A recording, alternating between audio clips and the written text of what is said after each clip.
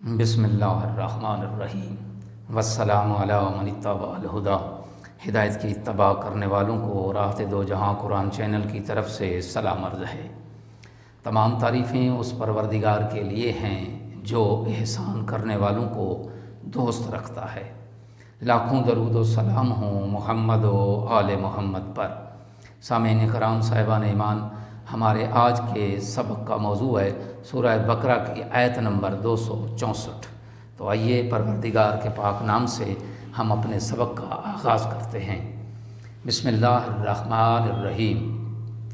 یا ایھا الذین آمنوا لا تبطلوا صدقاتکم بالمن والأذى کالذی ينفق مالہ رئاء الناس ولا یؤمن باللہ والیوم الآخر فمثلہ کمثل صفوان علیہ تراب فأصابہ وابل فترکہ صلدا لا یقدرون علی شیء مما کسبوا واللہ لا یہدی القوم الکافرین۔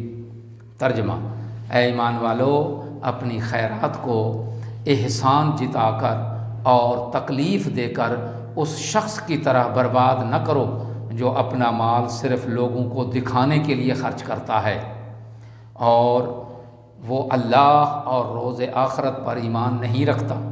بس اس کے خرچ کی مثال اس چٹان کی سی ہے جس پر تھوڑی سی مٹی ہو، پھر اس پر زور کا مینہ برسے اور اسے صاف کر ڈالے۔ اس طرح یہ لوگ اپنے اعمال سے کچھ بھی اجر حاصل نہ کر سکیں گے اور اللہ کافروں کی رہنمائی نہیں کرتا۔ آیت کی تفسیر: ہم اس کی تفسیر کو 5 جزو میں تقسیم کرتے ہیں اور اس کا پہلا جزو یہ ہے کہ احسان جتانا بد خصلت، گھٹیا اور کم ظرف ہونے کی علامت ہے۔ احسان جتانے والے کی نیکی در حقیقت احسان نہیں بلکہ ایک سودے بازی ہے تاکہ کوئی مفاد حاصل کیا جا سکے، اور کچھ نہیں تو کم از کم یہی کہ اپنی بڑھائی منوائی جائے۔ اللہ کے ہاں ایسے صدقات کا برباد ہونا اور باطل ہونا ایک طبعی امر ہے۔ اور دوسرا یہ کہ اس طرح دکھاوے کے طور پر خرچ کرنا بھی ایک قسم کی سودے بازی ہے جس کے عوض شہرت کا حصول مطلوب ہوتا ہے۔ یہ بھی حقیقی انفاق نہیں ہے، لہٰذا ریاکار کے انفاق کا باطل ہونا اور عقارت ہونا بھی ایک طبعی امر ہے۔ اور تیسرا جز اس کا یہ ہے کہ اللہ تبارک و تعالی یہ چاہتا ہے کہ انفاق جذبہ ایثار اور انسانی اقدار پر مبنی ایک انسانی عمل ہو جس میں فعلی حسن کے ساتھ ساتھ فاعلی حسن بھی موجود ہو، یعنی اس نیک عمل کے پیچھے پاک جذبات کار فرما ہوں، ورنہ اگر اس عمل کے پیچھے ناپاک عزائم کار فرما ہوں تو ایسے عمل کا باطل ہونا بھی ایک لازمی امر ہے۔ چوتھا جز اس کا یہ ہے کہ گزشتہ تینوں آیات میں ایک مشترکہ بات یہ سامنے آئی کہ خیرات و صدقات کے بعد ایذا رسانی اور دل آزاری نہیں ہونی چاہیے۔ پہلی آیت میں انفاق کے موجب اجر و ثواب ہونے کے لیے مذکورہ برے عمل کو چھوڑنا ضروری قرار دیا گیا ہے۔ دوسری آیت میں فقط خوش کلامی کو اس انفاق سے بہتر قرار دیا گیا ہے کہ جس کے بعد احسان جتایا جائے یا تکلیف پہنچائی جائے، اور تیسری آیت میں اسے ریاکاری اور عدم ایمان کے مترادف قرار دیا گیا ہے۔